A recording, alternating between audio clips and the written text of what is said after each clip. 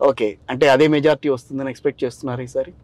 Majority గురించి నేను పోయినసారి మాట్లాడలేదు, ఈసారి మాట్లాడరు అసలు. చాలా ఏ విషయంలో కూడా అసలు మీరు ఏది బయటికి చెప్పరు. సో చాలా గుమ్మనంగా ఉంటారు చాలా విషయాల్లో. అంటే గుమ్మనంగా కంటే కూడా ఇవన్నీ కూడా ప్రజలు డిసైడ్ చేయవలసినవి. అవును, మనం చాలా ఫ్యాక్టర్స్ ఉంటాయి దీంట్లో. సో వాటి మీద మనం నేనేమి సర్వే చేసి నేను సిఫాల్ చేసిన కాదు. కాబట్టి ఇవన్నీ చేయకుండా మనం ఏదో ఊరికి ఒక నెంబర్ బయటికి చెప్పి అదేదో చాలా మంది చేసేది ఎందుకంటే ఆ కాన్ఫిడెన్స్ ఏదో బిల్డప్ చేయడానికి చేస్తారు క్యాడర్లో కానీ లేకపోతే వీళ్ళలో కానీ. అది నాకు అవసరం లేదని నా ఉద్దేశం. నేను చేయాల్సిన అవసరం లేదు, ఏది ఆ విధంగా మాట్లాడి కాన్ఫిడెన్స్ బిల్డ్ చేయాల్సిన అవసరం లేదు. మనం అందుబాటులో ఉండి పని చేసి కాన్ఫిడెన్స్ బిల్డ్ చేయడం అనేది నాకు నచ్చుతుంది. సో సంక్షేమానికి ఓటా మీకు పడేది, అభివృద్ధికి సంబంధించిన ఓటా మీకు వచ్చేది? 2 ఓట్లు వస్తాయి. 2 ఓట్లు ప్రజలు ఇప్పుడు కోరుకుంటా ఉంది. 2 డెలివరీ అవ్వాలని కోరుకుంటున్నారు.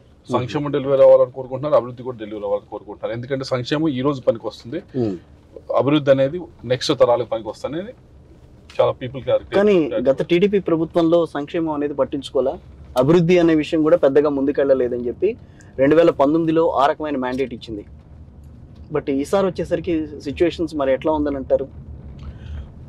I don't think that's right argument. ఇది సంక్షేమం అనేది పట్టించుకోలేదు అనేది, డెలివరీ దాని మీద పట్టించుకోలేదు. డెలివరీ దాన్ని ఇంకొద్దిగా ఫైన్ ట్యూన్ చేస్తుంటే బాగుండేది. 14 to 19 సంక్షేమం నువ్వు అన్నది ఎక్కడో లెక్కలు చెప్తా ఉన్నారు, ఇంతకంటే ఎక్కువ చేసామని. అవును, ఇంతకంటే ఎక్కువ అంటున్నారు. అవును, ఓన్లీ ప్రాబ్లం ఏంటంటే డెలివరీలో ఇంకా బెటర్ గా చేస్తుంటే బాగుండేదని ప్రతి ఒక్కరు. డెలివరీ ఇన్ ద సెన్స్ అంటే ఎవరికైతే బెనిఫిషరీ ఉన్నాడో వాళ్ళకి అందజేయటం. జన్మభూమి కమిటీలు ఉన్నాయి, అప్పుడు కూడా కమిటీ ఉంది, జన్మభూమి కమిటీలు ఉన్నాయి. తర్వాత డ్వాక్రా సంఘాల ద్వారా కొంత అప్పుడు చేశారు. అక్కడేదో కొద్దిగా దాన్ని ఇంకా ఫైన్ ట్యూన్ చేయాల్సిన అవసరం ఉంది. అక్కడే కొన్ని గ్రామాల్లో కానీ కొన్ని చోట్ల కానీ వాటి దగ్గరే డిఫరెన్స్ ఏదో వచ్చింది అనేది, దాన్ని ఫైన్ ట్యూన్ చేసి ముందుకు వెళ్ళాల్సిన అవసరం ఆ టైంలో ఉంది. అది చేయలేదు. కానీ తప్పకుండా 2024 ఎలక్షన్ అయిన తర్వాత అధికారంలోకి వచ్చిన తర్వాత దాన్ని ఫైన్ ట్యూన్ చేసి డెలివరీ మెకానిజం ఇంకా మంచిగా చేసి వెల్ఫేర్ని మరింతగా ప్రజల్లోకి తీసుకెళ్లే కార్యక్రమం చేయటం, దాంతో పాటుగా అభివృద్ధి కార్యక్రమాలు కూడా, అభివృద్ధి జిల్లాకి ప్రతి నియోజకవర్గంలో కూడా చాలా ప్రాజెక్టులు ఆగిపోయి, చాలా ఇరిగేషన్ ప్రాజెక్ట్స్ ఆగిపోయి. వీటన్నిటిని కూడా పూర్తి చేయాల్సిన బాధ్యత ప్రభుత్వం పైన ఉంది. తప్పకుండా 24లో అధికారంలోకి వచ్చిన తర్వాత మా జిల్లాకు సంబంధించి ఇరిగేషన్ కి సంబంధించి మీరు ఏదైతే గట్టి ప్రయత్నాలు చేసుకుంటూ గత 5 ఏళ్లుగా దానికి సంబంధించి డిపిఆర్స్ ఇవ్వటం ఇవన్నీ చేసుకుంటూ వస్తున్నారు, ఆ ప్రాజెక్ట్ పూర్తవుతుందా ఈ టైంలో అన్నా?